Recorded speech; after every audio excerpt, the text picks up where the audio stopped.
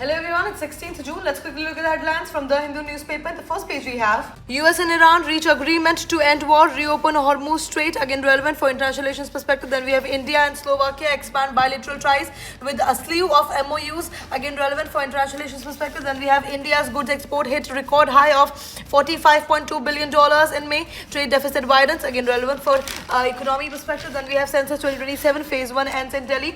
Nearly 76 lakh houses, 55 lakh households counted. Then we have LG directs revamp of 32 Yamuna Ghats within 6 months, again relevant for development perspective. Then we have government to plant 70 lakh saplings in Mega Drive starting next week, again relevant for environment perspective. Then we have Noida Airport begins its commercial operations with flight from Lucknow. Moving forward, we have displayed pundits seek genocide recognition in official public policy. Then we have VR nature worshippers, tribal villagers in Uttarakhand block installation of shivling. Then we have when a small town sends one of its own to Raisina Hills. Moving forward, we have abnormal hike in diesel caused Odisha fishermen to stay away from sea. Moving forward, we have Kerala rolls out free travel for women on KSRTC buses, again relevant for society perspective. Then we have Supreme Court stays High Court proceedings on new transgender law. Then we have AP to partner with Google to create AI cloud task force, again relevant for AI perspective. Then we have Nipah patients, it's still in critical condition, says Kerala minister. Then we have older persons are increasingly bearing the brunt of climate change.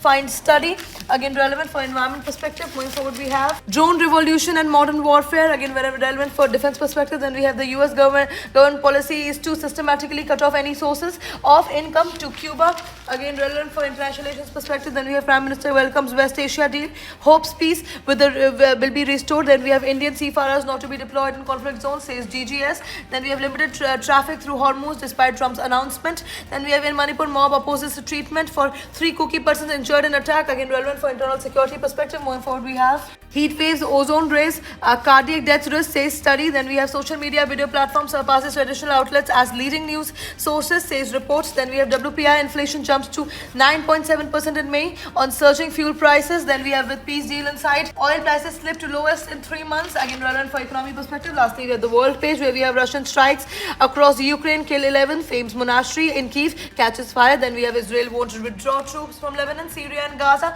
Then we have Bangladesh's Prime Minister advisor stopped at Delhi airport. All these news are relevant for international relations perspective. And that is it for today. Thank you for watching.